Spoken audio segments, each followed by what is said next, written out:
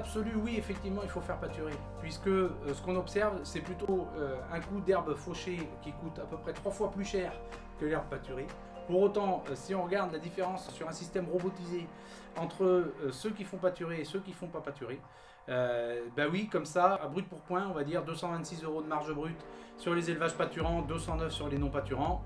Conclusion, il vaut mieux faire pâturer. Ceci dit, si on regarde les choses un petit peu en détail et qu'on met les chiffres en perspective, un chiffre, il faut toujours le mettre en perspective. On s'aperçoit que la différence se fait surtout sur le produit lait, où on a notre échantillon pâturant qui est plutôt au nord de la zone avec des laiteries qui payent plutôt bien. Et on va avoir une dizaine d'euros d'écart sur le prix du lait. Et puis, dernier point, c'est de dire aussi, à un moment donné, si je ramène ces chiffres-là à l'hectare de surface fourragère, et bien en fait, mes deux systèmes se situent autour de 2000 € de l'hectare, à peu près au même titre que notre système en silo ouvert. Donc, conclure qu'il vaut mieux faire pâturer sans aller regarder l'intensification du système et la globalité du fonctionnement autour de l'atelier lait, ce serait quand même un peu trop hâtif.